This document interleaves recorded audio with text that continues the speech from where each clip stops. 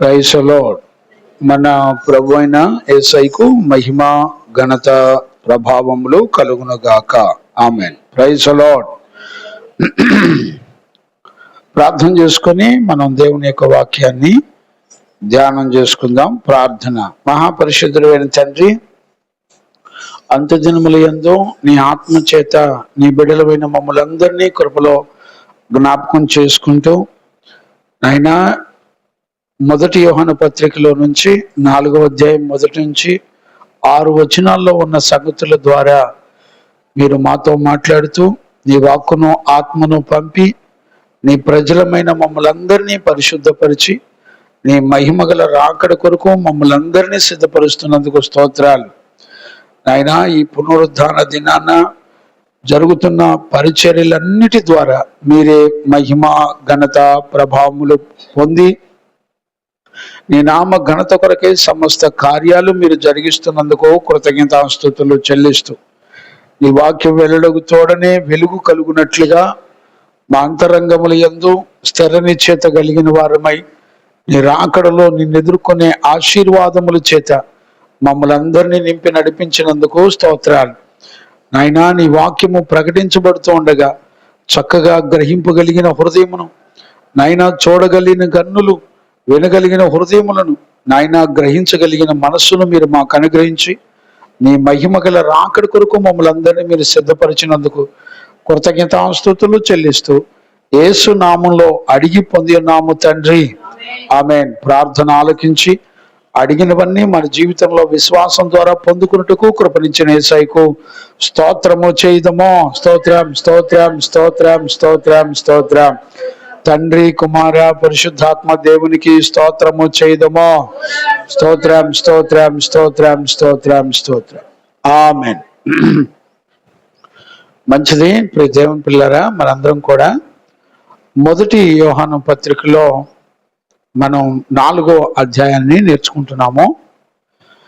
ఈ 4వ అధ్యాయము చాలా ప్రాముఖ్యమైనది. ఈ అంత్య దినాల్లో దేవుని విషయాలు మనందరం ఎంతో భద్రత కలిగి జాగ్రత్తగా ఉండవలసినటువంటి పరిస్థితులు ఉన్నాయి. ముఖ్యంగా నిజంగా యేసుక్రీస్తును ఎరిగినటువంటి ప్రజలు, వారు యేసుక్రీస్తు రక్తంలో కడగబడి పవిత్రులైన వారు, మీరు గ్రహించండి, ఖచ్చితంగా విరోధులందరి జాడలను గ్రహించి వాళ్ళందరూ కూడా ఎక్కడ మోసపోకుండా కాపాడబడి మహిమగల ప్రభు రాకడ కొరకు వాళ్ళందరూ కూడా సిద్ధపడతారని ఆ సత్యవాక్యముల నుండి ప్రభు మనతో మాట్లాడడాన్ని మనందరం చూడొచ్చు. ఇక్కడ ఈ 4వ అధ్యాయంలో ఇది 3వ సెక్షను మనం నేర్చుకుంటున్నాము. ఇది 3వ వారం. నా అంచనా ప్రకారం ఇంకొక వారం కూడా చెప్పాల్సి వస్తుంది. నెక్స్ట్ వీక్లో కూడా బహుశా ఇదే విషయాలు ధ్యానం చేసుకోవాల్సి వస్తుంది. ఇది 3వ సెక్షన్. మనం ఈరోజు ఈ 4వ అధ్యాయం మొదటి నుంచి 6 వచనాలు. ఇందులో ఒక ప్రాముఖ్యమైన 3 సెక్షన్లు మనం చూసుకుంటూ వస్తున్నాం. అందులో మనం గమనించినట్లయితే ఈ 4వ అధ్యాయం మొదటి నుంచి మనం 6 వచనాలు ఒకసారి మనం రిమైండ్ చేసుకొని ఒకసారి చదువుకున్న తర్వాత మనం దేవుని యొక్క వాక్యంలోకి వెళదాం. చదువుకుందాం. ప్రియులారా, మొదటి యోహాను పత్రిక 4వ అధ్యాయము మొదటి నుంచి 6 వచనాలు చదువున్నాను. ప్రియులారా, అనేకులైన అబద్ధ ప్రవక్తలు, గమనించండి, అనేకులైన అబద్ధ ప్రవక్తలు లోకములోనికి బయలు వెళ్ళి ఉన్నారు గనక ప్రతి ఆత్మను నమ్మక. ఇప్పుడు చూడండి, ప్రతి ఆత్మను నమ్మక, ఆయా ఆత్మలు దేవుని సంబంధమైనవో కావో పరీక్షించుడి. దేవుని సంబంధమైనవో కావో పరీక్షించండి. చూడండి, వాక్యాన్ని బోధించే కాపర్లు మనుషులే, కానీ పరీక్షించే విషయాలకు వచ్చేపాటికి ఒక కాపరి వెనక ఏ ఆత్మ ఉండి నడిపిస్తుంది అనేటువంటి దాన్ని సంఘము, దైవజనులు, తోటి సేవకులు కూడా పరీక్షించాలి అని దేవుని యొక్క వాక్యం చెప్తుంది. వారి వెనక, ఒక మనిషి వెనక పనిచేసే ప్రభావాలు ఏముంటాయంటే ఆత్మలు. ఒకటి దేవునాత్మైనా అయి ఉండాలి, రెండవది దురాత్మైనా అయి ఉండాలి. ఈ రెండిట్లో ఏదో ఒక ఆత్మ ప్రతి మనిషిని ప్రేరేపిస్తూ ఉంటది. నేనేమని అడుగుతున్నానంటే, ఎవరి మట్టుకు వాళ్ళే నన్ను నడిపించే ఆత్మ దేవుని ఆత్మ కాదా అని మీరు వాక్యం చెప్తున్న దైవజనుని కూడా పరీక్షించాలి. మనందరికీ తెలిసిందే, బెరయ సంఘస్థులు అపోస్తులుడైన పౌలును కూడా పరీక్షించినట్లుగా లేఖనాలు రాయబడ్డాయి. అంటే అపోస్తులు అనబడిన ప్రతిష్ఠితులను కూడా పరీక్షకు నిలబడవలసిన అవసరత ఉంది. ఇప్పుడు నేనున్నాను, మీకు వాక్యం చెప్తున్నాను, మంచిదే, అందరికీ సంతోషం ఉండొచ్చు. కానీ మీరు కూడా నన్ను కూడా పరీక్షించాలి.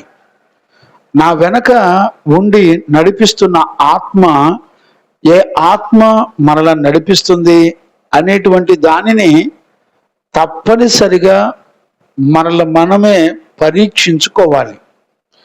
ఒకవేళ అలా పరీక్షించుకోకపోతే మనమే మోసపోతామని వాక్యం చెప్తుంది. ఇది మొదటి అనుభవం, 6 వచనాల్లో మొదటి అనుభవం. రెండవది చదువునానా, 2వ వచనం 3వ వచనం. యేసుక్రీస్తు శరీరధారి అయి వచ్చనని. ఇప్పుడు చూడండి, యేసుక్రీస్తు శరీరధారి అయి వచ్చనని ఏ ఆత్మ ఒప్పుకొనునో, ఏ ఆత్మ ఒప్పుకొనునో అది దేవుని సంబంధమైనది. అంటే ఇప్పుడు దేవుని సంబంధమైన ఆత్మను మనం ఎలా గుర్తుపట్టాలో వాక్యం చెప్తుంది. ఎలా గుర్తుపట్టాలంట? యేసుక్రీస్తు శరీరధారి అయి వచ్చనని ఏ ఆత్మ ఒప్పుకొనునో అది దేవుని సంబంధమైనది. గుర్తుపెట్టుకోండి. రెండవది, ఏ ఆత్మ యేసును ఒప్పుకొన్నదో, ఏ ఆత్మ యేసుక్రీస్తును ఒప్పుకొన్నదో అది దేవుని సంబంధమైనది కాదు. అది దేవుని సంబంధమైనది కాదు. దీనిని బట్టి దేవుని ఆత్మను మీరు ఎరుగుదురు. దేవుని ఆత్మను మీరు ఎరుగుదురు. క్రీస్తు విరోధి ఆత్మ వచ్చునని మీరు వినిన సంగతి ఇదే. మీరు వినిన సంగతి ఇదే. ఇది వరకే అది లోకములో ఉన్నది. ఇప్పుడు చూడండి, 2, 3 వచనాల్లో మనకేం కనబడుతుందంటే ఆయా ఆత్మల్ని ఎలా పరీక్షించాలి అనేది మనకి కనపడుతుంది. ఇప్పుడు ఇది 2వ సెక్షన్, ఎలా పరీక్షించాలి అనేటువంటిది. మూడవది 4, 5, 6 వచనాల్లో రాయబడింది. చదవండి 4, 5, 6. చిన్నపిల్లలారా మీరు దేవుని సంబంధులు, మీరందరూ కూడా దేవుని సంబంధులు. మీలో ఉన్నవాడు లోకములో ఉన్నవాని కంటే గొప్పవాడు గనుక. ఇప్పుడు చూడండి, ఒక విషయం చెప్తున్నాడు సంఘముతో, దేవుని పిల్లలతో ఏమని చెప్తున్నాడంటే, చిన్నపిల్లలారా మీరు దేవుని సంబంధులు. అంటే దేవుని సంబంధులైనటువంటి దేవుని పిల్లలు మాత్రమే గుర్తుపడతారు, గ్రహించుకోగలుగుతారు. అందరూ కాదండి. గమనించారా? మీరు దేవుని సంబంధాలు అంటే రిజల్ట్ చెప్తున్నాడు. ఒక మనిషి వెనక ఏ ఆత్మ పనిచేస్తుందో పరీక్షించాలి. రెండవది, ఎలా పరీక్షించాలో, దేనిని బట్టి పరీక్షించాలో చెప్తున్నాడు. రెండవది, దేనిని బట్టి పరీక్షించాలంటే క్రీస్తును శరీరధారిగా వచ్చినని ఎవడు నమ్ముతాడో వాడే దేవుని సంబంధి. దేవుని సంబంధి కానివాడు ఎలా ఉంటాడో మనం ఇక్కడ చూసాం. దేవుని సంబంధి కానివాడిని మనం ఎలా గుర్తుపడతామంటే, యేసుక్రీస్తు శరీరధారిగా వచ్చినని నమ్మడో. చాలా జాగ్రత్తగా ఈ విషయాలు దయచేసి అర్థం చేసుకోవాలి. నమ్మడం ఇది 2వ అంశం. 3వ అంశంలోకి వచ్చేప్పటికి రిజల్ట్ ఏమని చెప్తున్నాడు? మీరు దేవుని పిల్లలు, మీరందరూ కూడా దేవుని సంబంధమైనటువంటి పిల్లలు. చదువున్నాను. మీలో ఉన్నవాడు లోకములో ఉన్నవాని కంటే గొప్పవాడు గనుక, చాలా గొప్పవాడు గనుక మీరు వారిని జయించి ఉన్నారు. ఇప్పుడు చూసారా, సంఘముతో ఏమని చెప్తారంటే, మీరు ఏ ఆత్మలను పరీక్షించినప్పుడు ఎలా పరీక్షించాలో తెలుసుకున్నప్పుడు మీ స్టేటస్ కూడా తెలిసిపోద్ది. మీలో ఉన్నవాడు గొప్పవాడు, మీరు దేవుని సంబంధులు, మీరు దుష్టుని జయించారు. చూడండి, మూడు మూడు రకాల అంశాలు. ఏమని చెప్తున్నాడు? మీరు దేవుని పిల్లలు ఒకటి, రెండవది లోకంలో ఉన్నవానికంటే మీలో ఉన్న దేవుడు బలవంతుడు, గొప్పవాడు. మూడవది, మీరు దుష్టుని జయించారు. ఇప్పుడు మన గురించి ఎందుకు మాట్లాడుతుంది వాక్యం? మీరు ఆలోచించారా? అంటే ఒక దుర్బోధకులను పరీక్షించి పరిశోధించినప్పుడు వాళ్ళు దేవుని సంబంధులు, వాళ్ళు లోకంలో ఉన్నవాని కంటే కూడా వాళ్ళ హృదయంలో ఉన్న దేవుడు గొప్పవాడుగా గుర్తుపడతారు. అంతేకాకుండా వాళ్ళు ఏం చేస్తారంటే దుష్టుణ్ణి జయిస్తారు. అంటే వాళ్ళ జీవితంలో విశ్వాసము ద్వారా ఒక జయ జీవితాన్ని కలిగి ఉంటారు. ఇది మన విషయంలో 3 సంపూర్ణతల గురించి మాట్లాడాడు. కంటిన్యూ చేయనా? వారు లోక సంబంధులు గనుక, వారందరూ లోక సంబంధులు. ఇప్పుడు వారు అంటే ఎవరు? గ్రహించలేనోళ్ళు. ఒక దైవజనుడు వెనక ఏ ఆత్మ చేత నడిపించబడుతున్నారో గ్రహింపు లేకుండా ఉన్నటువంటి వాళ్ళు, వాళ్ళందరూ కూడా లోక సంబంధులు గనుక లోక సంబంధులైనట్టు మాట్లాడుదురు. ఇప్పుడు చూడండి, లోక సంబంధమైన మాటలే వాళ్ళల్లో ఉంటాయి. లోకము వారి మాట వినును. లోకము వాళ్ళ మాట వింటది. ఇప్పుడు చూడండి, లోక సంబంధులు ఒక మనిషి వెనక ఏ ఆత్మ చేత ప్రేరేపించబడి వాక్యం చెప్తున్నారో, సంఘాన్ని నడిపిస్తున్నారో, లోక సంబంధులైతే గుర్తుపట్టరు. లోక సంబంధులైన వాళ్ళు వాళ్ళ మాట వింటారు. ఎవరి మాట? అబద్ధికుల మాట, అబద్ధ బోధకుల మాట, అబద్ధ అపోస్తుల మాట, అబద్ధ క్రీస్తుల యొక్క మాట. గమనించారా? దేవునికి మహిమ కలుగునగాక. వింటారు. ఎవరిళ్ళు? లోక సంబంధులు. అంటే ఇక్కడ 2 గుంపులు కూడా చక్కగా డివైడ్ చేసి చూపిస్తున్నాడు. 6వ వచనం కంటిన్యూ చేయడానికి. మనము దేవుని సంబంధులము, దేవుని సంబంధులము, దేవుని ఎరిగిన వాడు మన మాట వినును, మన మాట వింటాడు. దేవుని సంబంధి కానివాడు మన మాట వినడు. ఇందువలన మనము సత్యస్వరూపమైన ఆత్మ ఏదో భ్రమపరచు ఆత్మ ఏదో తెలుసుకుంటున్నాము. చూడండి, దేవుని పిల్లలైతే ఖచ్చితంగా మాట వింటారు. ఎవరి మాట వింటారు? యేసు క్రీస్తు ఏం చెప్పాడో ఆ మాట వింటారు. అది కాకుండా వేరొక మాట విన్నారు అంటే వాడిని ఖచ్చితంగా అపవాది భ్రమపరుస్తుంది అని అర్థం. ఈ రోజుల్లో యవ్వనస్తుల్ని ఎక్కువగా పట్టుకుంటుంది అపవాది. దేవుని మాట విని దేవుని సత్యమును అంగీకరించడమే కాకుండా కొంచెం ఎక్స్ట్రా ఏముంటుంది తెలిసిన, వాళ్ళు భ్రమపరచు ఆత్మ, దేవుని లేఖనాల్లో అపోస్తుల ద్వారా ప్రకటించబడిన విషయాలు కాకుండా వేరొక ఆలోచనతో టైఅప్ అయిపోయి ఉంటారు. ఇక ఆ బలహీనతలోనే వాళ్ళ దినాలు, సంవత్సరాలన్నీ గడుపుకుంటూ వాళ్ళ జీవితాన్ని నాశనం చేసుకుంటూ బ్రతుకుతూ ఉంటారు. వాళ్ళకి అర్థం కాకుండానే దినాలు, సంవత్సరాలు గడిచిపోతాయి. ఒక దుర్బోధకుల చేతి కింద కూర్చొని వాళ్ళు ఎలా ఉంటారంటే వాళ్ళ ఫలాలు వాళ్ళకు అర్థం కాకుండా గడిచిపోద్ది. ఇప్పుడు 3వ అంశంలో మనం ఎరగవలసింది ఏంటంటే, పరీక్షించినప్పుడు వాళ్ళ రిజల్ట్, వాళ్ళ లైఫ్ స్టాండ్ ఎలా ఉంటుందో చెప్పాడు. ఇప్పుడు ఈ 3 విషయాల్లో మనము సంపూర్ణతను కలిగిన వారిగా నడిపించబడాలి. ఇప్పుడు యోహానుని నడిపిస్తున్న పరిశుద్ధాత్మని యొక్క ఉద్దేశం ఏంటి అని అంటే, పరిశుద్ధాత్మని యొక్క ఆలోచన ఏంటంటే మనందరం కూడా ఎవ్వరం మోసపోకుండా ఉండాలి. ఇప్పుడు యేసుక్రీస్తు అంత్య దినాల్లో ఆయన చెప్పిన మాట కూడా అదే. ఏమని చెప్తున్నాడంటే, అనేకులు నా పేరిట, చదవండి అన్నమాట, మత్తయి సువార్తలో 24వ అధ్యాయంలో, మత్తయి సువార్త 24వ అధ్యాయంలో చూడండి నాన్న, 3వ వచనం చదవండి. ఆయన ఒలీవ కొండ మీద కూర్చుండి ఉన్నప్పుడు శిష్యులు ఆయన యొద్దకు ఏకాంతముగా వచ్చి ఇవి ఎప్పుడు జరుగును? ఇవి ఎప్పుడు జరుగును? నీ రాకడను ఈ యుగ సమాప్తికి నీ సూచనలేవి? ఈ యుగ సమాప్తికి సూచనలేమి? మాతో చెప్పమనగా యేసు వారితో ఇట్లనెను, యేసుక్రీస్తు వారితో ఇట్లనెను, ఎవడును మిమ్మును మోసపరచకుండా చూచుకొనుడి. ఇప్పుడు జాగ్రత్తగా అర్థం చేసుకోండి. యేసుక్రీస్తు ఏం చెప్తున్నాడో జ్ఞానంగా అర్థం. ఎవరికి చెప్తున్నాడో? అపోస్తులకు చెప్తున్నాడు, శిష్యులకు చెప్తున్నాడు, కాపరికి చెప్తున్నాడు. కాపరికి తెలిసినటువంటి విషయాలు ఎవరికి తెలియాలి? కాపరికి తెలియనటువంటి విషయాలు ఎవరికి తెలియాలి? సంఘానికి తెలియపరచాలి. అంటే సంఘానికి తెలియపరచవలసిన బాధ్యత ఎవరిది? కాపరిది. ఇప్పుడు కాపరికి గనక ఈ సంగతి, అంటే ఒక మనిషి వెనక నడిపిస్తున్న ఆత్మ ఏంటో తెలియకపోతే ఏంటి పరిస్థితి? పరీక్షించడం తెలియకపోతే ఏంటి పరిస్థితి? వాటి రిజల్ట్ ఎలాగుంటుందో తెలుసుకోకపోతే, ఇప్పుడు కాపరి గుడ్డోడే, వాళ్ళని నడిపిస్తున్న సంఘము గుడ్డిదైపోతాయి. ఇప్పుడు గుడ్డోడు పోయి ఏ గుంటలో పడతాడో తెలియదు.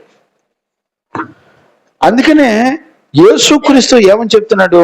ఈ యుగ సమాప్తి యందు ఏం సంభవించబోతుంది అంటే, దేర్ ఇస్ నో టుమారో. రేపటి గురించిన సంగతులు అది గతించిపోద్ది. నేనేమంటానంటే, ఏ రోజు కీడు ఆ రోజు చాలు.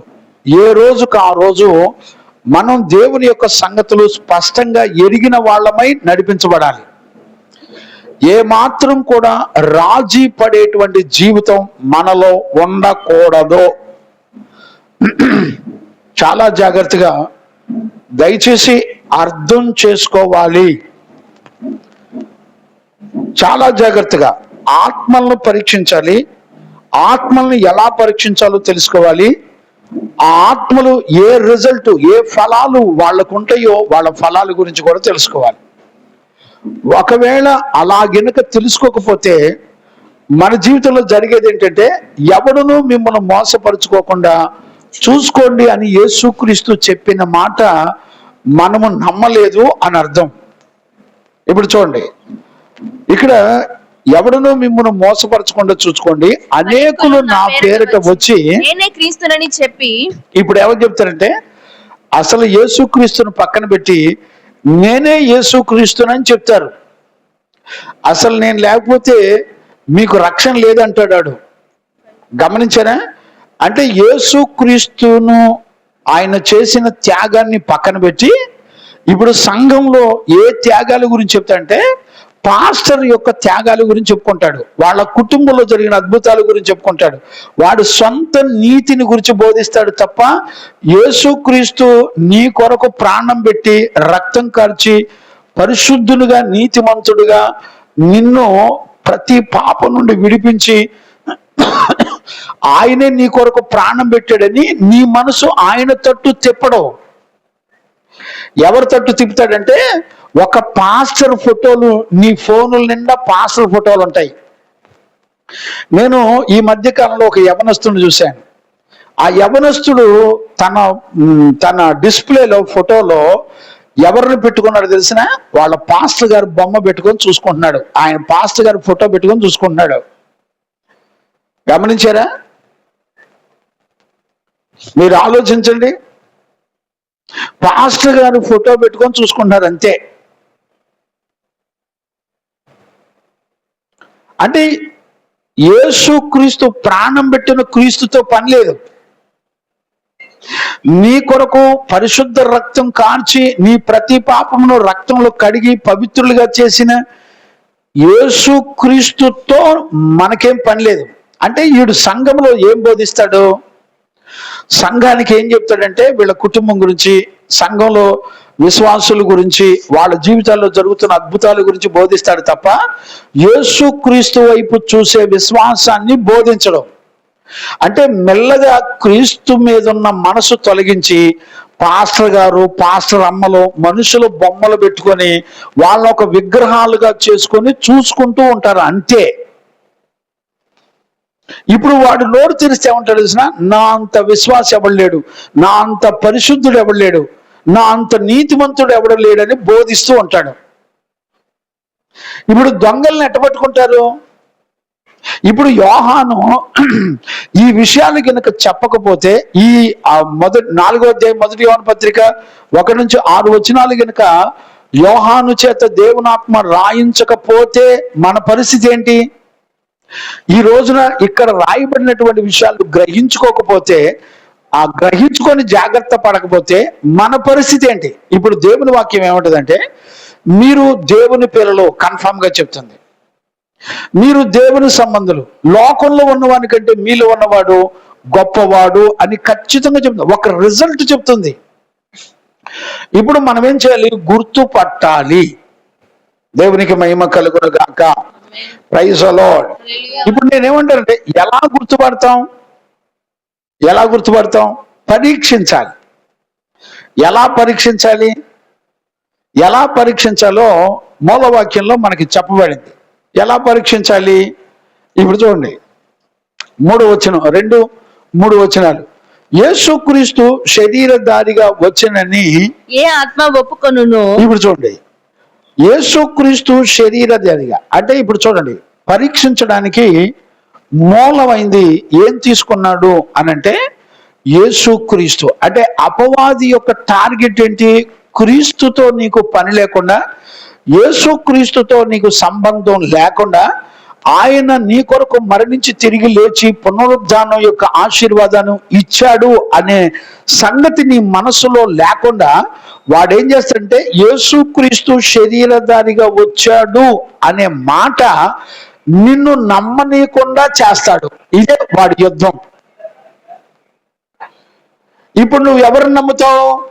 పాస్టర్ని నమ్ముతావు, దేవదూతలను నమ్ముతావు, మనుషుల్ని నమ్ముతావు, లోకాన్ని నమ్ముతావు, లోక పద్ధతులను నమ్ముతావు. కానీ దేవుడు, యేసుక్రీస్తు దేవుడుగా, సంపూర్ణమైన దేవుడుగాను సంపూర్ణమైన మానవుడుగాను నీ కొరకు వచ్చి ప్రాణం పెట్టాడంటే నమ్మవు. ఇప్పుడు చూడండి, మన భారతదేశంలో ఒక 60% 500 నోట్లు డూప్లికేట్లు వచ్చినాయి అని విన్నారు అనుకోండి. విన్నంటనే ఏం చేయాలి? ఏం చేస్తారు? విన్నంటనే ఏం చేస్తారంటే, ప్రతి మనిషి ఒక మిషన్ మెళ్ళ వేసుకొని తిరుగుతూ ఉంటారు. ఎందుకని? ఏ డబ్బులు వచ్చినా వెంటనే పరీక్షించుకుంటారు, ఏ డబ్బులు చేతికి వచ్చినా పరీక్షించుకుంటారు. నేనేమంటానంటే, పరీక్షించడానికి నీకు ఆధారం ఎవరు అంటే యేసుక్రీస్తే. ఇప్పుడు యేసుక్రీస్తు విషయంలో జరిగేటువంటి మోసం ఏంటంటే, ఖచ్చితంగా యేసుక్రీస్తు ద్వారా నీ జీవితంలో జరిగిన విషయాలు వాడు బోధించడం. మరలా చెప్తున్నాను, గుర్తుపెట్టుకోండి. యేసుక్రీస్తు ద్వారా, ఆయన యందు విశ్వాసం ఉంచడం ద్వారా నీ జీవితంలో దేవుడు ఏ కార్యాలు చేశాడనేది నీకు బోధించడం. ఏమంటాడు తెలిసిన? నువ్వు విశ్వసించావు, నువ్వు భక్తి చేస్తే దేవుడు క్షమిస్తాడు, నువ్వు భక్తి చేసావు, నువ్వు నమ్మావు కాబట్టి అంటాడు. చూసారా? ఒక మనిషి ఎప్పుడు కూడా దేవుణ్ణి తన్ను తాను నమ్మలేడు. గుర్తుపెట్టుకోండి. దేవుడే నీలో నమ్మకత్వాన్ని పుట్టించాలి. ఒక మనిషి స్వతహాగా దేవుణ్ణి గుర్తించే సామర్థ్యం లేదు. మీరు ప్రారంభంలో అవ్వ ఆదాముని గురించి మీరు చూడొచ్చు. అవ్వ ఆదాములు అపవాది చేత మోసగించబడినప్పుడు, ఆజ్ఞ అతిక్రమించినప్పుడు, దేవుని స్వరం వచ్చి మాట్లాడుతున్నప్పుడు దూరంగా దాక్కున్నారు తప్ప దేవుని ఎదుటకు రాలేకపోయారు. అంటే ఒక మనిషి తనకు తానుగా దేవుని ఎదుటకు రాలేడు. మరలా యేసుక్రీస్తు ఏదెను తోటలో ఆయన తన్ను తాను గొర్రెపిల్లగా బలై పరిశుద్ధ రక్తాన్ని కార్చి ఆయన వస్త్రములు, ఆయన చర్మమును వారికి వస్త్రములుగా కప్పితే అప్పుడు వాళ్ళు తిరిగి మరలా దేవుని దగ్గరికి రావడానికి అవకాశం దొరికింది. అంటే ఒక నీతిమంతుడు మీ కొరకు బలవ్వాలి. ఇప్పుడు దుర్బోధ ఎలా ఉంటుందంటే, నీకు యేసుక్రీస్తు ఏ త్యాగం చేశాడు, ఆయన యందు విశ్వాసం ఎలా ఉంచాలో నీకు చెప్పడో. ఇదే వాడి టెక్నిక్. అర్థమైందండి? ఎంత దారుణమైనటువంటి దినాలు వచ్చేసినాయి అంటే అసలు యేసుక్రీస్తుతో పని లేదు. ఆయనే ఈ పీడి సుందరరావు బ్యాచీలు ఏమని చెప్తున్నారు తెలిసిన, యేసుక్రీస్తే తండ్రి దగ్గర అడుక్కున్నాడంట, నాకు ప్రాణభిక్ష పెట్టు అని అడుక్కున్నాడు. అడుక్కునేవాడు ఒక యేసుక్రీస్తు అని డైరెక్ట్ గా అంటున్నారండి. ఇప్పుడు నేనేమంటున్నానంటే ఈ మొదటి యోహాను పత్రిక మొదటి 4వ అధ్యాయము మొదటి 6 వచనాలు గనుక నీకు తెలియపోతే ఏంటి పరిస్థితి? ఇప్పుడు నేను ఒక ప్రశ్న వేస్తున్నాను, జ్ఞానంగా అర్థం చేసుకోండి. నేనేమంటానంటే యేసుక్రీస్తుని ఎందుకు టార్గెట్ గా పెట్టుకున్నాడు చెప్పండి? ఎందుకు టార్గెట్ గా పెట్టుకున్నాడు? ఇప్పుడు చూడండి, యేసుక్రీస్తు నందు విశ్వాసం ఉంచుట వలన నీకు రక్షణ వస్తుంది, మారు మనసు వస్తుంది, పరిశుద్ధ జీవితం వస్తుంది, నిత్య జీవితం వస్తుంది, నిత్య జీవం వస్తుంది, పునరుద్ధానంలో పాలిపంపులు వస్తుంది. అర్థమైందండి? నీ ఆత్మను రక్షించుకోవడం తెలుస్తుంది. అలాగే దేవుని నీతి తెలిసిద్ది, న్యాయాలు తెలుస్తుంది. దేవుని గురించినటువంటి సర్వ సంపూర్ణత అంతా కూడా నీకు ఎవరి ద్వారా తెలియాలి అనంటే యేసుక్రీస్తు ద్వారానే నీకు తెలియాలి. ఆయన చేసిన త్యాగం ద్వారానే నీకు రక్షణ, విమోచన, పాపక్షమాపణ, పరిశుద్ధ జీవితం, నీతి, న్యాయములు, విశ్వాసము, విమోచన, వివేచనతో కూడిన జ్ఞానం, బుద్ధి, జ్ఞాన, సర్వసంపదలు అన్నీ కూడా నీకు యేసుక్రీస్తు లేకుండా నీకు ఏమీ రావు. ఇప్పుడు అపవాది యొక్క యుద్ధ నీతి ఏంటి? ఆడేం చేస్తాడంటే ఇప్పుడు నీకు ఏ పరిస్థితులు వచ్చినా దేవుని మీద మనసు పెట్టే హృదయం నీకు లేకుండా వాడేం చేస్తాడంటే నేను ప్రార్థన చేస్తే నీకు అద్భుతం జరుగుద్ది, నేను ప్రార్థన చేస్తే నేను నేను నేను నేను టచ్ అంటే నీకు స్వస్థత వస్తుంది, నేను అద్భుతాలు చేయవాడను అని చెప్పుకుంటూ ఉంటాడు. అద్భుతం చేసేది దేవుడు కాదు, నేను చేస్తాను, నువ్వు మా సంఘంలోకి వస్తే నీకు ఉద్యోగం వస్తుంది, మా చర్చిలోకి వస్తే నీకు అద్భుతాలు జరుగుతాయి అని చెప్తా ఉంటాడు. అంటే వాడి మనసు ఏంటి? ఇండైరెక్ట్ గా నీ జీవితంలో ఏ కార్యాలు జరగాలన్నా మూలమైన వాడు యేసుక్రీస్తు అయితే ఆ మూలమైన వాడి ప్లేసులో ఎవరిని కనపరుచుకుంటాడంటే వాడి వ్యక్తిగత మహిమను నీ ఎదుట కనపరుచుకుంటాడు. ఇప్పుడు చూడండి, పాస్టర్ గారు చచ్చిపోతాడు కానీ అతని ఫోటో మాత్రం ప్రజలందరి సంఘ విశ్వాసులందరి ఫోటోలు అందరి దగ్గర ఆ చచ్చిపోయిన పాస్టర్ గారి ఫోటోలు ఉంటాయి, పాస్టర్ అమ్మగారి ఫోటోలు ఉంటాయి, వాళ్ళ పిల్లల ఫోటోలు ఉంటాయి, వాళ్ళ ఫ్యామిలీ ఫోటోలు ఉంటాయి.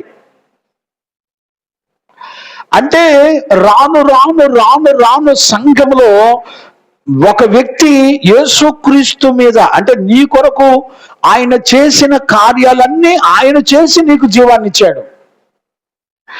ఇప్పుడు నీ మనసు ఆయన మీద లేకుండా చాలా సింపుల్ గా నెమ్మదిగా తొలగించేస్తా ఉంటాడు. ఆలోచించారండి? అంటే ఆలోచించడానికి కూడా నీకు గ్యాప్ లేకుండా వాడి కార్యాలు నీ జీవితంలో జరిగి మా పాస్టర్ గారు లేకపోతే నేను బతకలేనండి అంటారంతే. ఇప్పుడు దేవుని ప్లేస్ లో ఎవరిని తీసుకొచ్చుకుంటారంటే వాళ్ళకి ఇష్టమైన మనుషుల యొక్క విగ్రహాలను తెచ్చిపెట్టుకుంటారు. ఆ ప్లేస్ లో మెల్లగా మార్చేసి మనుషుల మీద ఆధారపడే విధంగా వాడు ట్రైనింగ్ ఇస్తా ఉంటాడు. ఇప్పుడు నీకేది కావాలన్నా పాస్టర్ అంటావు కానీ దేవుని యందు విశ్వాసంతో ప్రార్థన చేసుకోవు, దేవుని మీద నీ మనసు ఆనుకోదు. అంటే రహస్యంగా బయటికేమో ప్రార్థనకి వెళ్తున్నాను, యేసయ్య దగ్గరికి వెళ్తున్నాను అంటావు కానీ నీ అంతరంగంలో రహస్యంగా నీ మనసు ఎవరి మీద అనుకుంటుందో తెలిసిన పాస్టర్ గారి మీద అనుకుంటుంది. నేనేమంటానంటే స్వస్థపరిచేది యేసుక్రీస్తు మనిషా? పాస్టర్ గారు స్వస్థపరుస్తాడా? దేవుడు స్వస్థపరుస్తాడా? ఇప్పుడు అపోస్తుల కార్యాల్లో అపోస్తులుడైన పౌలు ఏమంటాడంటే ఒక దగ్గరికి వచ్చి బాగు చేసినప్పుడు అపోస్తులందరినీ అక్కడ ఉన్నటువంటి అపోస్తుల్ని ఏమన్నారంటే మీరే మాకు దేవుళ్ళు అని చెప్పి వాళ్ళకి సాష్టాంగ పడిపోయి నమస్కారం చేసినప్పుడు అపోస్తులు ఏమంటారంటే అయ్యా మేము మీ వంటి స్వభావం కలిగిన మనుషులమే, ఈ కార్యములన్నీ చేసింది నా ప్రభు అయిన యేసు క్రీస్తు ద్వారా తండ్రి అయిన దేవుడు ఈ అద్భుతాలు జరిగించాడు అని చెప్పారు. అంటే ఆ మొదటి శతాబ్దంలోనే యేసుక్రీస్తు మీద మనస్సు లేకుండా, ఆయన యందు విశ్వాసం లేకుండా నిన్ను, నీ మనసుని ఈ లోక సంబంధమైన మనుషుల మీద, దేవదూతల మీద, గొప్ప వాళ్ళ మీద ఆనుకొని ఆధారపడేటట్టు నీ మనసును కన్వర్ట్ చేస్తాడు. అర్థమైందండి? తెలీదు. ఎంతవరకు గ్రహించుకోగలుగుతాం? ఇప్పుడు నీకు శ్రమ వచ్చింది, ఎవరి మీద ఆధారపడతావు? నీకు అనారోగ్యం వచ్చింది, ఎవరి మీద ఆధారపడతావు? నీ బిడ్డలకు శ్రమ వచ్చింది, ఎవరి మీద ఆధారపడతావు?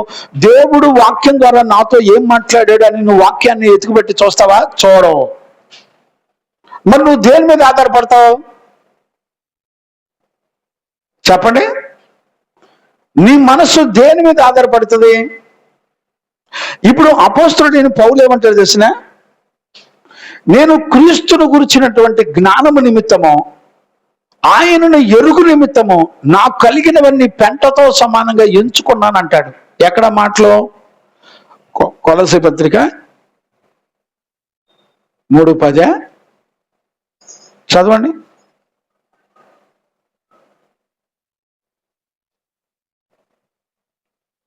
ఆయన జ్ఞానమును గురించినటువంటి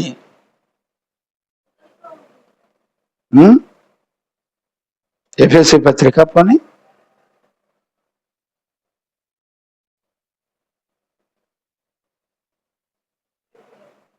ఫిలిప్పీ పత్రిక చూడండి నాన్న, ఫిలిప్పీ పత్రిక చూడండి, క్షమించండి నాన్న. ఫిలిప్పీ పత్రిక ఎక్కడమ్మా? 3వ అధ్యాయం 7వ వచనం చదవండి. అయినను ఏవేవి నాకు లాభకరములో, ఏవేవి నాకు లాభకరములై ఉండెనో వాటిని క్రీస్తు నిమిత్తము నష్టముగా ఎంచుకొంటిని. నిశ్చయముగా నా ప్రభువైన యేసుక్రీస్తును గురించిన అతి శ్రేష్టమైన జ్ఞానము నిమిత్తమై సమస్తమును నష్టముగా ఎంచుకొనుచున్నాను.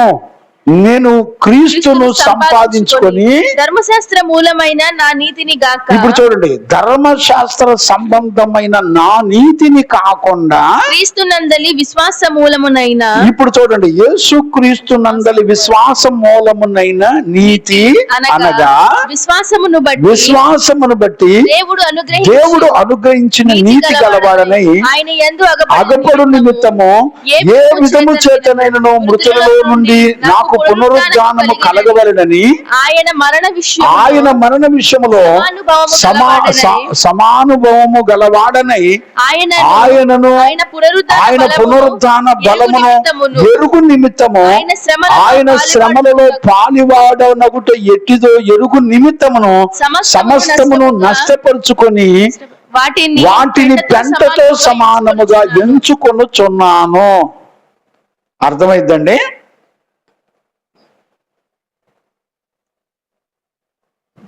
అంటే ఇప్పుడు సంఘంలో వీళ్ళు ఎలాగుంటారు? దేవుని చిత్తం జరగటానికి యేసుక్రీస్తు దగ్గర ఉన్నటువంటి సంపూర్ణమైన జ్ఞానము ఎవరి నిమిత్తమై ఆయన సంపూర్ణుడైన దేవుడు సంపూర్ణమైన మానవుడిగా మన మధ్యలోకి వచ్చాడో ఆ కంటెంట్ నీ హృదయానికి అర్థం కాకుండా చేస్తాడు. క్రీస్తు నిమిత్తమై ఆయన ద్వారా అనుగ్రహించబడిన రక్షణ, మారు మనసు, పాపక్షమాపణ, పరిశుద్ధ జీవితం, పునరుద్ధానంలో పాలుబంపులు, నీతి, న్యాయములు, తెలివి, వివేకమును, జ్ఞానము అన్నిటి కొరకై వితౌట్ జీసస్ ఇంకేమి లేవు. There is no chance. అంటే ఇప్పుడు వాక్యం ప్రకారంగా మనకి ఏమర్థమవుతుంది?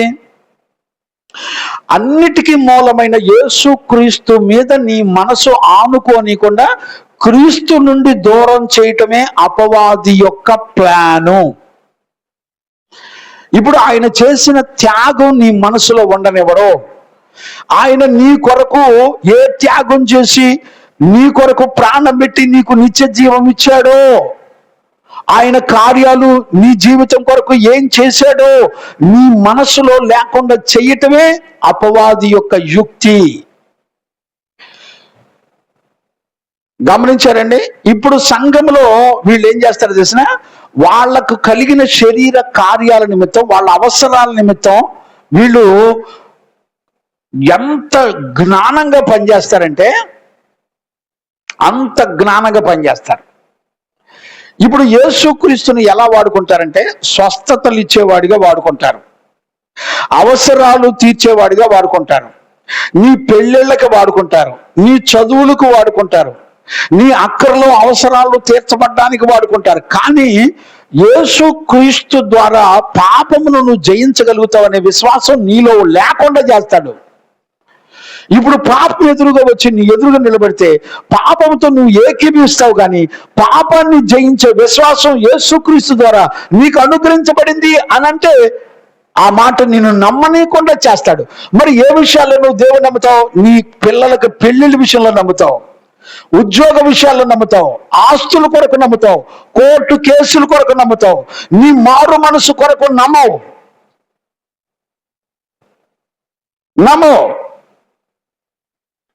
ఎందుకని? నీ కళ్ళ ముందర నీ భర్త నశించిపోతున్నా నీ భర్తకు దేవుని ప్రేమించి విశ్వాసము ద్వారా నేను రక్షించబడ్డాననే మాదిరి నువ్వు చూపించలేవు. కారణం ఏంటి? నువ్వు దేవుని శరీర సంబంధమైన వాటికి నువ్వు నమ్మి వాటిని విశ్వసించి నడిపించబడుతున్నావు తప్ప ఒక మనిషిలో ఉన్న పాపాన్ని చంపే పరిశుద్ధ జీవితాన్ని కొరకు నువ్వు నమ్మినవాడు కాదు. అందుకనే నీ భర్త మారు మనసు లేకపోయినా అతన్ని కాపాడే సామర్థ్యం నీకు ఉండదు. కారణం ఏంటంటే నీ విశ్వాసంలో లోపం ఉంటుంది. నువ్వు దేనికి నమ్ముతావు? నీ పిల్లల ఉద్యోగాల కోసం నమ్ముతావు. నువ్వు దేవునికి నమ్ముతావు 3 పూట్ల బోవా కూరలు, అన్నం మాంసం కూరలు, బిల్డింగ్లు, ఆస్తులు, టేకు తలుపులు, గ్రానైట్ రాళ్లతో సుఖభోగాలు అనుభవించడానికి నువ్వు నమ్ముతావు. దేవుని పేరు చెప్పి ఆస్తులను సంపాదించుకోవడానికి నమ్ముతావు. దేవుని పేరు చెప్పి వ్యాపారాలు అభివృద్ధి పొందాలని ప్రార్థన చేయమని అడుగుతావు. వీడు బోధకుడు కూడా ఏం బోధ చేస్తాడు తెలుసా? ఇవే బోధ చేస్తాడు నీకు. మా సంఘానికి వచ్చి నువ్వు ప్రార్థన చేస్తే నీ వ్యాపారం డెవలప్ అవుద్ది. కానీ నీ బ్రతుకులో యేసుక్రీస్తు ఎందుకొరకు ప్రాణం పెట్టాడో ఆ కార్యాలు నీ జీవితంలో జరగవు. అంటే నీ జీవితంలో యేసుక్రీస్తును కేంద్రంగా పెట్టుకోవు, మూలమైన వాడిగా పెట్టుకోవు. ఇదే సంఘములో దుర్బోధకులు బోధించే బోధ. ఇప్పుడు చూడండి, ఈ బోధ చేయడానికే వాళ్ళు చాలా చాలా కష్టపడి బోధ చేస్తూ అనేకులను మోసం చేస్తూ బ్రతుకుతూ ఉంటారు. అర్థమైందండి? అర్థం కాదు. ఎందుకు అర్థం అవుద్ది చెప్పండి? ఇప్పుడు ఈరోజు మనం నేర్చుకునే అంశంలో ఇప్పుడు మనం చూడాల్సింది ఏంటంటే యేసుక్రీస్తు శరీరధారిగా వచ్చాడు అనే మాటను మాత్రం నమ్మనివ్వడు. ఎందుకు దేవుడు శరీరధారిగా ఎందుకు వీళ్ళు ఒప్పుకోరు? కారణం ఏంటి చెప్పండి? కారణం ఏంటి చెప్పండి? ఎందుకు ఒప్పుకోరు? కారణం ఏంటి చెప్పండి? ఎందుకు ఒప్పుకోరంటే ఇప్పుడు మీకు లాజిక్ చెప్తాను చూడండి. ఆత్మ సంబంధమైంది ప్రతిదీ పరిశుద్ధమైంది అని ఎంచుతారు. మళ్ళా చెప్తున్నాను, గుర్తుపెట్టుకోండి. ఆత్మ సంబంధమైన ప్రతిదీ పరిశుద్ధమైనది అని చెప్తారు. శరీర సంబంధమైన ప్రతిదీ పాపము అని చెప్తారు. అంటే ఇప్పుడు వీళ్ళ కంటెంట్ ఏంటి? యేసుక్రీస్తుని నమ్మనీయకుండా వాళ్ళు ఏం ఉపయోగిస్తారు అంటే దేవుడు శరీరాన్ని ధరించుకోడు. దేవుడు ఎప్పుడు కూడా ఈ మట్టి శరీరం పాపంతో వచ్చింది కాబట్టి ఎట్టి పరిస్థితుల్లో దేవుడు అనేవాడు ఎవరు కూడా మనకలాగా శరీరాన్ని ధరించడు అని మొట్టమొదటి టార్గెట్ వాడు చేస్తాడు. ఇప్పుడు చూడండి, వాడి టార్గెట్ లో దేన్ని చూపిస్తాడంటే ఆత్మను చూపిస్తాడు, శరీరాన్ని చూపిస్తాడు. దేవుడు అనేవాడు ఆత్మ గనుక దేవుడు అనేవాడు శరీరాన్ని ధరించుకొని మన మధ్యలోకి రాలేదు అని బోధిస్తాడు. ఇప్పుడు చెప్పండి, ఇప్పుడు వాడు యుద్ధం ఎలా చేస్తున్నాడు మీరు గుర్తుపట్టండి.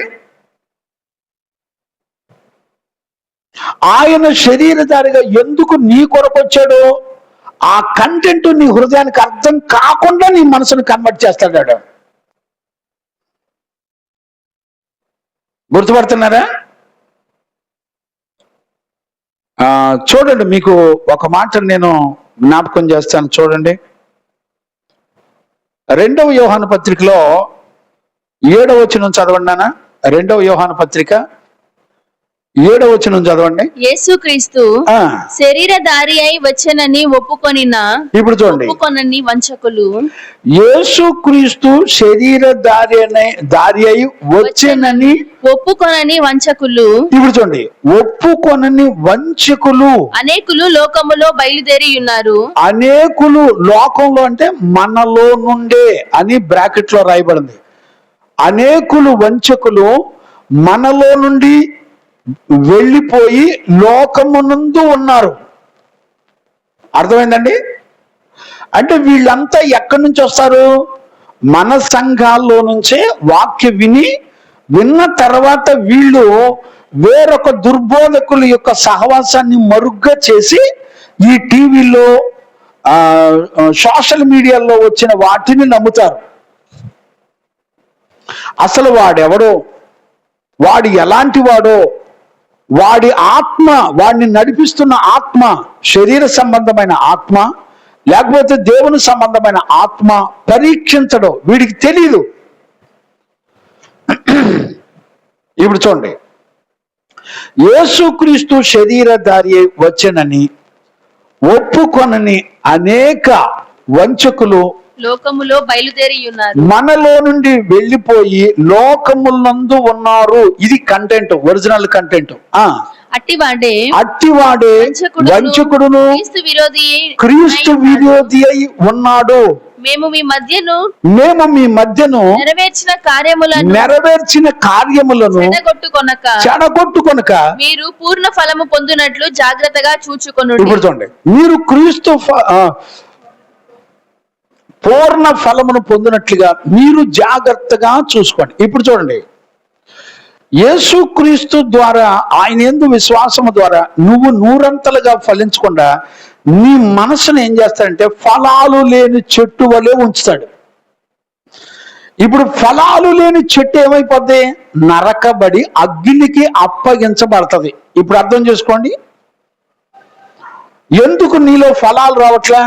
ఇప్పుడు చెట్టు పచ్చగా ఉంది, ఆకులు పచ్చగా ఉన్నాయి, కాండాలు పచ్చగా ఉన్నాయి, కానీ దాని కాయలు చూస్తే చేదు కాయలు వస్తున్నాయి. ఇప్పుడు తల్లిదండ్రులు బాగానే ఉంటున్నారు, వాళ్ళ పిల్లలు చూస్తే వాళ్ళు భ్రష్ట సంతానంగా తయారవుతున్నారు. కారణం ఏంటి? తల్లిదండ్రులు యేసుక్రీస్తునందు విశ్వాసం ఉంచలా. మరి ఎవరి యందు విశ్వాసం ఉంచారు? వెళ్ళేటప్పుడు పేరు యేసుక్రీస్తుదే. సంఘంలోకి వెళ్ళేటప్పుడు, సంఘంలోకి వెళ్ళిన తర్వాత వీడు ఏమైపోతాడంటే మనుషుల్ని పార్టీగా మార్చుకుంటాడు. నేను పాస్టర్ గారు ఫ్యాన్స్ అంటాడు. పాస్టర్ గారిని ఏమనంటే ఇక అవసరమైతే మర్డర్లు కూడా చేస్తాడు. మినిస్ట్రీని ఏమనంటే అవసరమైతే మర్డర్లు కూడా చేస్తారు. చూసారా? వీళ్ళ ప్రేరేపణ మొదట ఆత్మానుసారంగా ప్రారంభమవుద్ది. అందుకనే గలతీ సంఘానికి కూడా 3వ అధ్యాయంలో మనం చూస్తే గలతీ సంఘానికి కూడా అదే మాట చెప్తున్నాడు. మీరు ఆ మాట చూడండి, గలతీ పత్రిక 3వ అధ్యాయము 5వ వచనమా. ఆత్మను మీకు అనుగ్రహించి, ఇప్పుడు చూడండి, ఆత్మను మీకు అనుగ్రహించి మీలో అద్భుతములు చేయించువాడు ధర్మశాస్త్ర సంబంధమైన క్రియల వలన లేక విశ్వాసముతో వినుట వలన చేయించుచున్నాడు. 2వ వచనం చదివిన, ఇది మాత్రమే కాక మీ వలన తెలుసుకొని కోరుచున్నాను. ఇది మాత్రమే మీ వలన తెలుసుకొని కోరుచున్నాను. ఏంటిది? ధర్మశాస్త్ర సంబంధమైనటువంటి క్రియల వలన ఆత్మను పొందితిరా లేక విశ్వాసముతో వినుట వలన పొందితిరా? ఇప్పుడు చూసారా, ధర్మశాస్త్ర సంబంధమైన క్రియల వలన పరిశుద్ధాత్మను పొందారా? విశ్వాసం వలన వినుట వలన మీరు పరిశుద్ధాత్మను పొందారా? మీరు ఎంత అవివేకులు అయిపోయారా? మొదట ఆత్మానుసారంగా ప్రారంభించి ఇప్పుడు శరీరానుసారముగా పరిపూర్ణులగుదురా? గమనించారా? గలతీ సంఘంలో 13 ఆశీర్వాదాల సంఘం అండి ఇది. అలాంటి సంఘంలో ఏమవుతుందో తెలిసిన, మొదట ఆత్మానుసారంగా ప్రారంభించారు, కానీ ముగింపులకు వచ్చేపాటికి శరీర సంబంధులుగా మారిపోయారు. ఇప్పుడు అంత్య దినాల్లో సంఘాల పరిస్థితులు కూడా అంతే. వాళ్ళు ప్రారంభంలో యేసుక్రీస్తు మీద మనసు పెట్టి రక్షించబడి మారు మనసు పొందుతారు. దినాలు గడిచే కొద్దిగా వ్యాపారాల వైపు, దినాలు గడిచే కొద్దిగా మనుషుల వైపు, దినాలు గడిచే కొద్దిగా అద్భుతాల వైపు, అంటే క్రీస్తు నీ కొరకు పాప విమోచన అనుగ్రహించిన విషయాన్ని పక్కన పెట్టి, నీకు రక్షణ మారు మనసు ఉందా లేదా పక్కన పెట్టి, సాతాను ఏం చేస్తాడంటే నీ చేత అద్భుతమైన ఒక పాట రాపిస్తాడు. ఇప్పుడు ఆ పాటను పాడితే ఈ ప్రపంచంలో ఉన్న అందరు ప్రజలందరూ ఆ పాటను పాడుకొని ఆనందపడతారు, కానీ ఆ పాట రాసినోడికి మారు మనసు ఉండదు. గమనించారా? దేవుని మీద ఆనుకోవటం వాడికి తెలియదు. వాడు ఏమంటాడు తెలిసిన, స్టేజ్ మీద నుంచొని నేను పలానా పాస్టర్ గారి ఫ్యాన్స్ అంటాడు. అంటే యేసుక్రీస్తు ఉండడం. అంటే ఇప్పుడు వాడిని నడిపిస్తున్నది ఏంటి? శరీర సంబంధమైన వాడిగా, శరీర సంబంధమైన ప్రేరేపణతో వాడు మనుషుల్ని భ్రమపరుస్తూ అద్భుతమైన పాటలు రాస్తారు. ఇప్పుడు నువ్వు సంఘానికి వెళ్ళిన తర్వాత పాటలు పాడి మ్యూజిక్లతో ఆనందపడతావు తప్ప నీ బ్రతుకులో పరిశుద్ధతను బట్టి ఆనందించడం తెలీదు. పరిశుద్ధతను బట్టి సంతోషించడం నీకు తెలీదు. శ్రమ కలిగినప్పుడు విశ్వాసము చేత దేవుని వైపే చూస్తూ ఆయన ద్వారా వచ్చే స్వస్థతను నువ్వు పొందుకోకుండా నువ్వేం చేస్తావంటే మనుషుల మీద ఆధారపడతా ఉంటావు. అర్థమైందండి? ఇవన్నీ తెలిసిన మాటల్లాగానే ఉంటాయి, కానీ నీతో యుద్ధం చేసేవాడు చాలా చక్కగా తెలివిగా యుద్ధం చేస్తాడు. ఇప్పుడు అర్థమైందండి? ఇప్పుడు మీరు చూడండి, మరొక మాట నేను జ్ఞాపకం చేస్తాను. చూడండి నాన్న,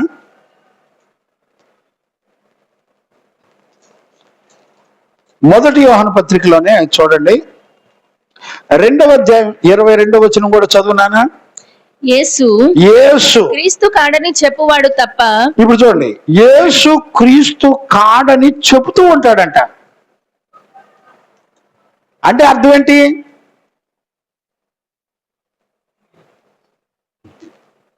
ఆయన నీ కొరకు ఒక్కసారి చేసి ముగించాడు. నీ కళ్ళ ముందర ప్రతిరోజు నేను శ్రమ పడుతున్నాను కనుక నువ్వు ఏదొచ్చినా నా ఇంక చూస్తే అద్భుతం జరుగుతుంది అంటాడు, అంతే. మళ్ళీ వీడు నీ కొరకు ప్రాణం పెట్టడు, నీ కొరకు తన ఆస్తిని త్యాగం చేయడు, నీ కొరకు ఏ త్యాగాలు చేయడు. ఒకవేళ చేసిన వాడు మోసగాడులాగా నీ దగ్గర దోచుకోవటం మొదలు పెడతాడు. దేవుడు చెప్పని పద్ధతుల్లో నీ దగ్గర దోచుకుంటా ఉంటాడు. అర్థం కాదు. గమనించారండి? మళ్ళీ చదువునా మాట. యేసు క్రీస్తు కాడని చెప్పువాడు తప్ప. యేసు క్రీస్తు కాడని చెప్పువాడు తప్ప ఎవడబద్ధికుడు? తండ్రిని కుమారుని ఒప్పుకొనని వీడే. ఇప్పుడు చూడండి, తండ్రిని కుమారుని ఒప్పుకోడు, వీళ్ళిద్దరిని విడదీస్తాడు. తండ్రి లేకపోతే యేసు క్రీస్తు లేడంటాడు. ఇప్పుడు పీడి సుందరరావు బ్యాచ్ అదే చెప్పేది. అసలోడు తండ్రి, మొట్టమొదటి సృష్టి కుమారుడు, ఆయన ద్వారా ఈ లోకాన్ని సృష్టించాడు, ఆయనకు అధికారం ఇచ్చింది తండ్రి. తండ్రి వేరు కుమారుడు వేరు అని వీళ్ళిద్దరిని విడదీసి మాట్లాడుతూ ఉంటాడు. వీడే అంత్యక్రీస్తు, వీడే అబద్ధ బోధకుడు, అబద్ధ క్రీస్తులు వీడే.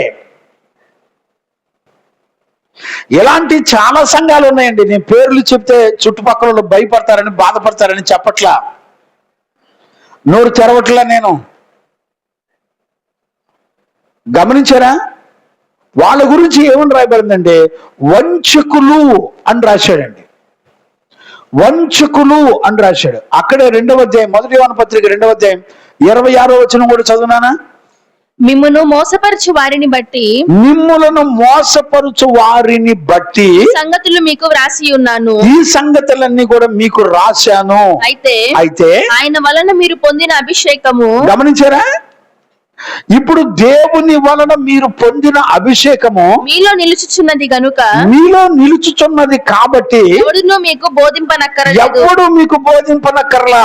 ఆయన ఇచ్చిన అభిషేకము ఆయన ఇచ్చిన యేసుక్రీస్తు నీకు ఇచ్చిన అభిషేకము సత్యమే గాని అబద్ధము కాదు. ఇప్పుడు చూడండి, సత్యము అనంటే అర్థం ఏంటి? ఆయన ఇచ్చిన వాక్యము సత్యము, ఆయన ఇచ్చిన అభిషేకము సత్యము, ఆయన ఇచ్చిన కృపావరాలు సత్యము, ఆత్మఫలాలు సత్యము. గమనించారా?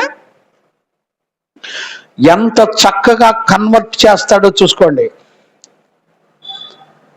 ఎవ్వరూ కూడా గుర్తుపట్టలేకుండా చాలా చాలా జాగ్రత్తగా మోసం చేస్తూ ఉంటాడు. ఇప్పుడు చూడండి, హెబ్రీ పత్రిక 2వ అధ్యాయం 14వ వచనం చదువునానా? ఆయన ఎందుకు వచ్చాడో, దేనికి వచ్చాడో శరీరాన్ని ధరించుకొని.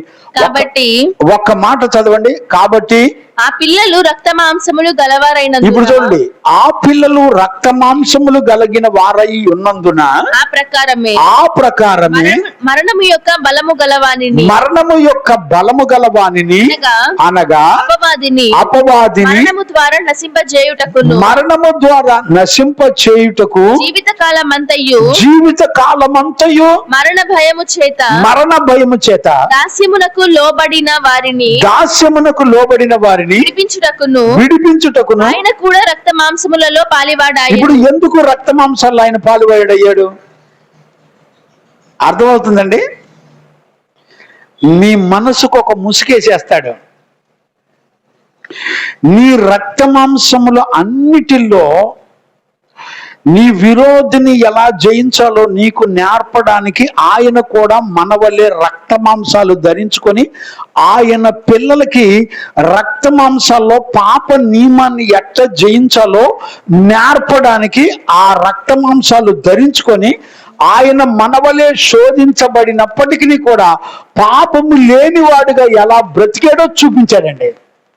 ఇప్పుడు నేనేమంటానంటే, పాపము లేనివాడుగా ఎలా బ్రతకాలో, నీకు రక్త మాంసంలో ఎలా జయించాలో నీకు దేవుడే రక్త మాంసాలను ధరించుకొని నీ దగ్గరికి వచ్చి నీకు నేర్పకపోతే, నీకు మాదిరి చూపించకపోతే నీకు విమోచన విడుదల రాదు.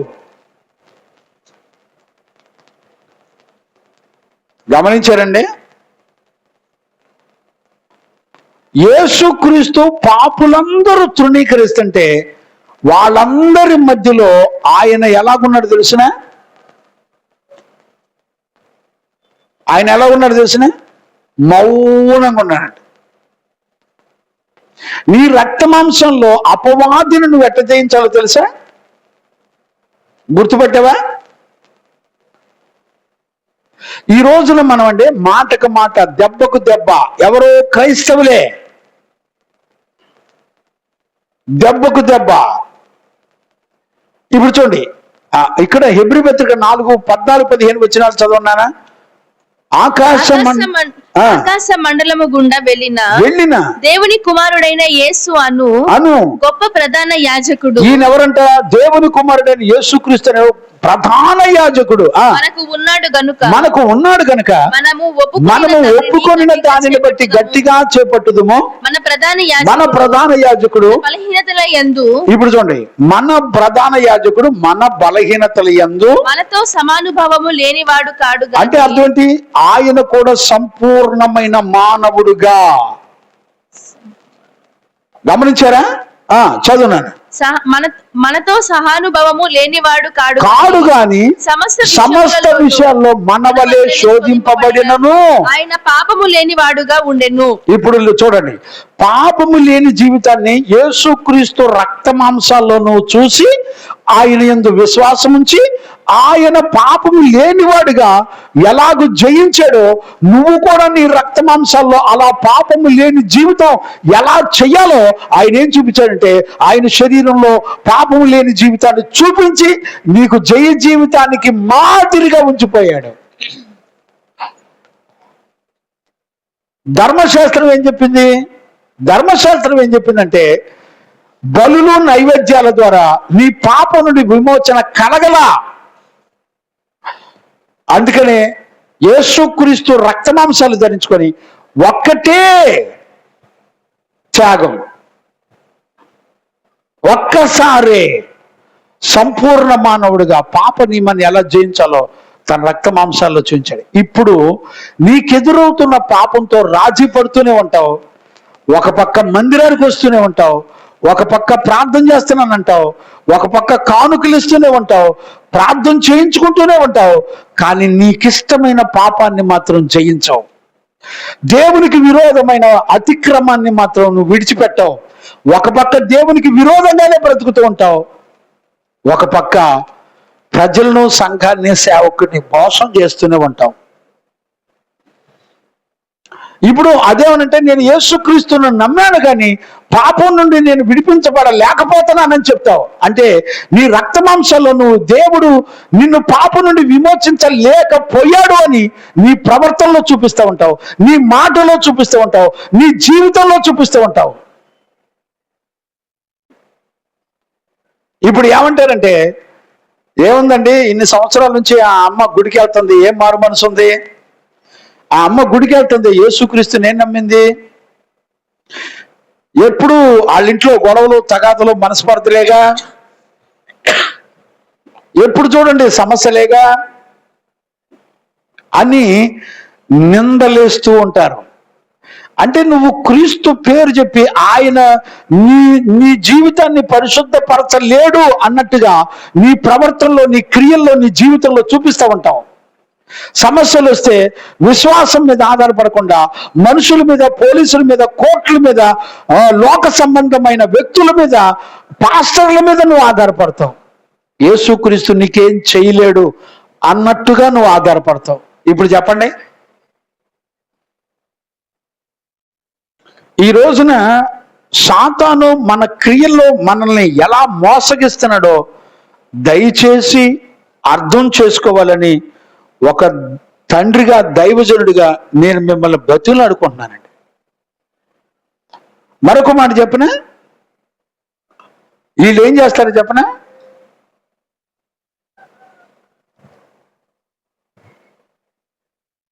చూడండి. యేసుక్రీస్తు కుమారుడుగా వచ్చాడు కానీ ఆయన దేవునితో సమానుడు కాదు అంటారండి.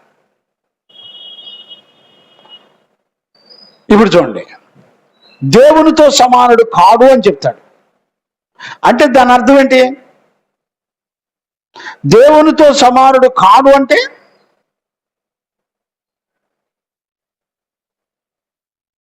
ఇప్పుడు చూడండి, మీకు అర్థం కావటానికి నేను ఒక మాట చెప్తాను. యెషయా పుస్తకంలో 9:6 చదవండి.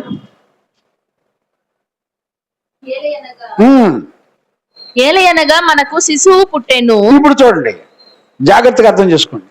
ఏలయనగా మనకు ఒక శిశువు పుట్టెను, మనకు కుమారుడు అనుగ్రహింపబడెను, మనకు కుమారుడు అనుగ్రహించబడెను, ఆయన భుజము మీద రాజ్యభారం ఉండును. రాజ్యభారం ఉంటది. ఆశ్చర్యకరుడు, ఆశ్చర్యకరుడు, ఆలోచనకర్త, ఆలోచనకర్త, బలవంతుడైన దేవుడు. ఇప్పుడు చూడండి, కుమారుడే ఎవరంట? కుమారుడుగా పుట్టిన వారు ఎవడని చెప్తుంది వాక్యం ఏండి? ఏమో ఎంతవరకు అర్థమవుతుందో నాకు తెలియట్లా, మరి మీకెంతవరకు అర్థమవుతుందో నాకు తెలియట్లా. మళ్ళీ చదవమ్మా. యాలయనగా మనకు శిశువు పుట్టెను, మనకు కుమారుడు అనుగ్రహించబడిను, ఆయన భుజం మీద రాజ్యభారం ఉండును. ఆశ్చర్యకరుడు. ఇప్పుడు ఆయన ఎవరంట? ఆశ్చర్యకరుడు, ఆలోచనకర్త, బలవంతుడైన దేవుడు. అదేంటి? కుమారుడుగా శరీరాన్ని ధరించుకొని పుట్టిన దేవుడు ఆయన ఎవరని చెప్తున్నాడు? ఆయనే తండ్రి, ఆయనే సమాధానకర్త, ఆయనే బలవంతుడైన దేవుడు. చూసారండి, ఒక్క రెఫరెన్స్ అర్థం చేసుకోవడానికి మనుషుల వల్ల కాట్ల, వీళ్ళే నంబర్ 1 దుర్బోధకులు. కుమారుడు ఆయనే, తండ్రి ఆయనే, అర్థమైందండి? ఆశ్చర్యకరుడు ఆయనే, ఆలోచనకర్త ఆయనే, బలవంతుడైన దేవుడు ఆయనే, నిత్యుడకు తండ్రి ఆయనే, సమాధానకర్త అయిన అధిపతి అని ఆయనకు పేరు పెట్టబడెను.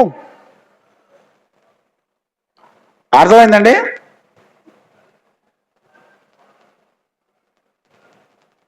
ఇప్పుడు చూడండి, ఇప్పుడు ఈ ఒక దుర్బోధ ఎలా బయలుదేరింది? ఆయన కుమారుడు అంతే, ఈ తండ్రితో సమానుడు కాదు, దేవునితో సమానుడు కాదు. ఇప్పుడు చూడండి, ఆయన దైవత్వాన్ని విడదీసి మనిషి తత్వాన్ని విడదీసి చూపిస్తూ ఉంటారు. దేవుడు ఎప్పుడు కూడా శరీరాన్ని ధరించుకోడు. ఆయన యుగయుగాలు ఆత్మయ్యుండి ఆయన సంపూర్ణుడై ఉన్నాడు. మరి ఈయనెవరు? ఈయన యేసుక్రీస్తు కుమారుడు. ఈయన దేవునికి మొదటి కుమారుడు, పరిశుద్ధాత్మ రెండో కుమారుడు. చూసారా, ఆ లింకులన్నీ తెంచి రాస్తా ఉంటారు. ఎంతవరకు అర్థమవుద్దో నాకు తెలియదండి. దేవుని ఆత్మ మనతో విస్తారంగా మాట్లాడుతుంది, ప్రతి విషయాన్ని విడదీసి చూపిస్తుంది. ఒక దుష్టుడిని ఎలా పట్టుకోవాలో చూడండి. ఇప్పుడు పాస్టర్స్ అంతా కూడా చచ్చిపోయిన వాళ్ళ నాన్నగారి ఫోటోలు, వాళ్ళ అమ్మగారి ఫోటోలు, ఇక మందిరం నిండా వాళ్ళ ఫోటోలు ఉంటాయండి. సిలువలు, బ్యాక్గ్రౌండ్ లో బ్యానర్ ఎవరి ఫోటో ఉంటుందో తెలిసిన చచ్చిపోయిన వాళ్ళ నాన్న ఫోటో ఉంటుంది. వీళ్ళే నెంబర్ 1 మోసగాళ్ళు, నెంబర్ 1 దుర్బోధకులు. గుర్తు పట్టండి, యేసుక్రీస్తు మీ కొరకు ప్రాణం పెట్టిన దేవుణ్ణి చూపించరు. ఇప్పుడు పాంప్లెట్లో బ్యానర్లో ఎవరి ఫోటోలు ఉంటాయి చెప్పండి? పాంప్లెట్లో బ్యానర్లో దేవుని వాక్యం రాయరు. దేవుని వాక్యం సన్నగా చిన్నగా ఒక లైన్లో రాస్తారు. కానీ మనుషుల ఫోటోలు మాత్రం 90% మనుషుల ఫోటోలు వేసుకుంటారు. వీడేమంటాడంటే నేను అపోస్తులు అంటాడు, వీడికి మాత్రం పబ్లిసిటీలు కావాలి. నేను వచ్చి వాక్యం చెప్తే ఎన్ని లక్షలు ఖర్చు పెడతావు అని అడుగుతారు. పాంప్లెట్లకి ఎన్ని లక్షలు ఖర్చు పెడతావు? నేను మనుషుల్లో క్రేజీ పర్సన్, నేను విలువైన వాడిని. నా కొరకు నువ్వు ఎన్ని వేలు ఖర్చు పెడతావు? నేను మీ మీటింగ్ వచ్చి అరగంట వాక్యం చెప్పాలంటే ₹1,00,000 ఖర్చు అవుద్ది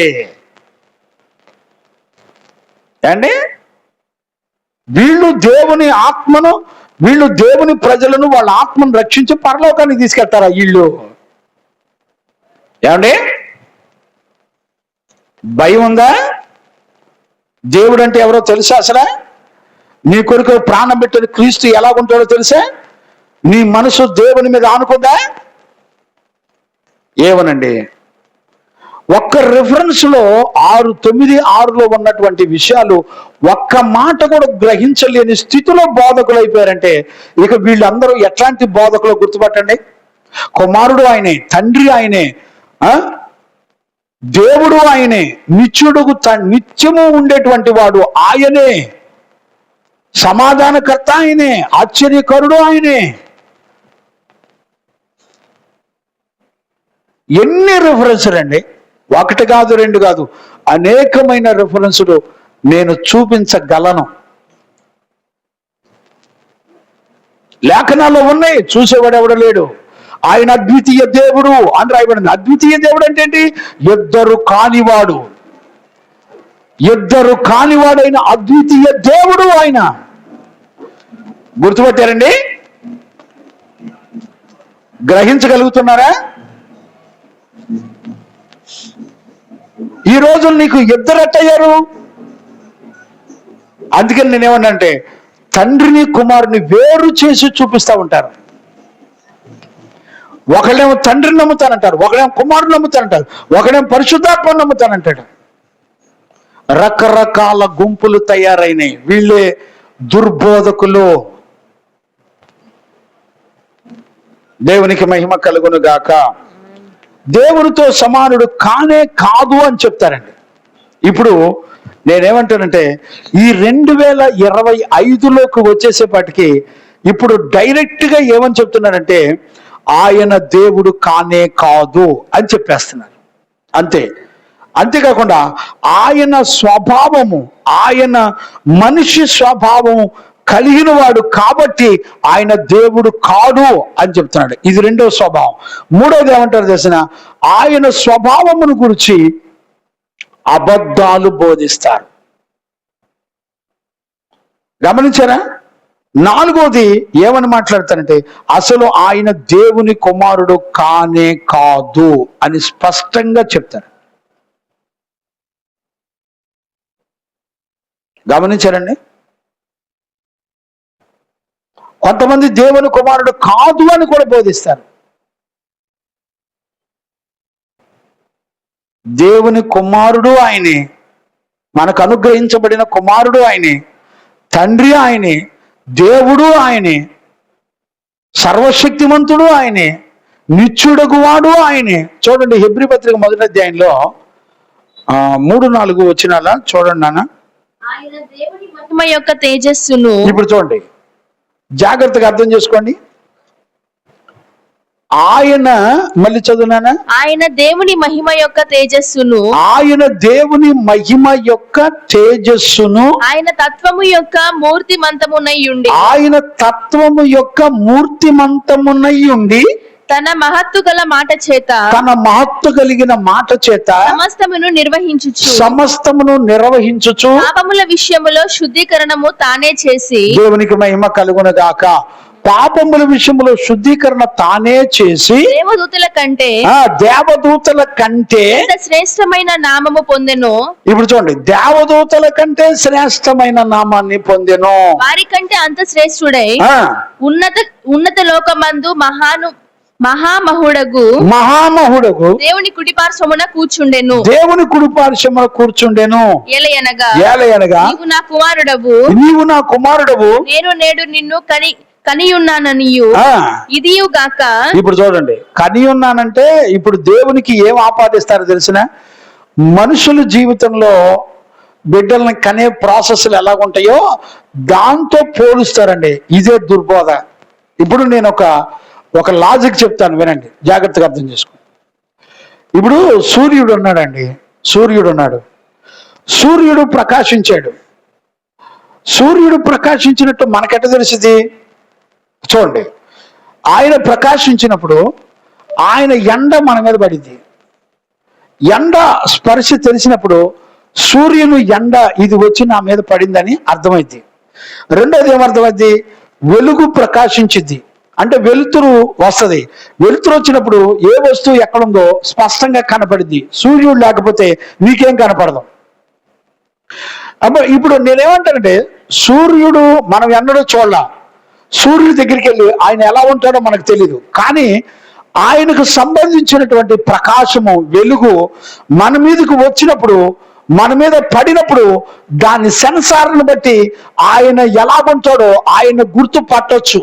ఇప్పుడు యేసుక్రీస్తుని గురించి ఏమంటాడంటే, ఆయన తండ్రి నన్ను చూస్తే నా తండ్రిని చూసినట్టే. అంటే దాని అర్థం ఏంటి? నువ్వు సూర్యుడి దగ్గరికి వెళ్ళి నువ్వు చూడకపోయినా ఆ ఎండనే, ఆ ప్రభావాన్ని చూసినప్పుడు ఇది సూర్యుడి కాంతి, ఇది సూర్యుని వెలుగు అని నువ్వు ఎలా గుర్తుపట్టగలుగుతున్నావు?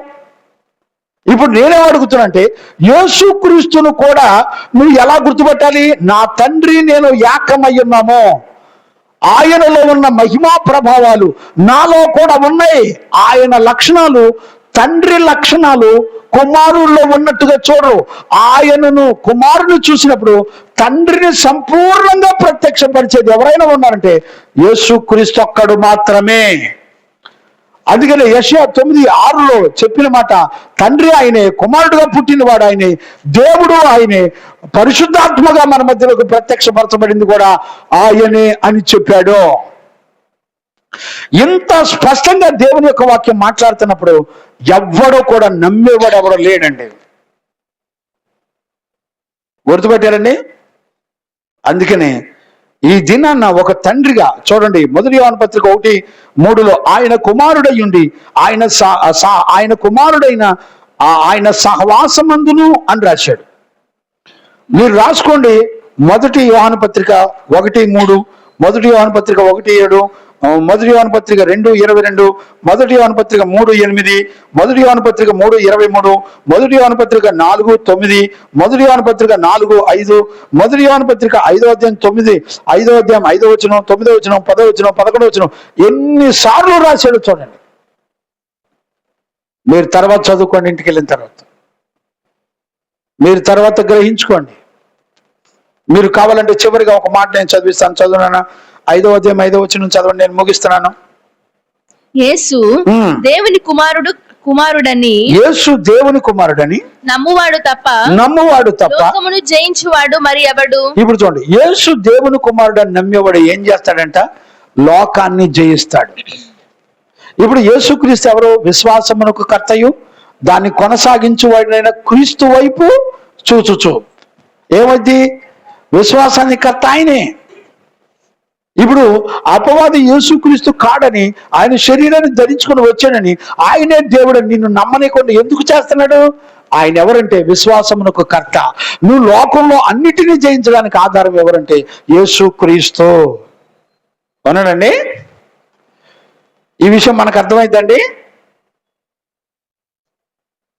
అంచేత ఆయన శరీరధారిగా వచ్చినని నమ్మనటువంటి వాడే క్రీస్తు విరోధి. కాబట్టి ఈ రోజుల్లో ఆ లక్షణాలను గుర్తుపట్టి మనమందరం పరీక్ష చేస్తే ఈ రోజుల్లో మనం ఎక్కడా మోసపోకుండా మనందరం దేవుని కుమారులుగా కుమార్తెలుగా ఉండటానికి పరిశుద్ధాత్మ దేవుడు మనందరికీ సహాయం చేసి నడిపించును గాక.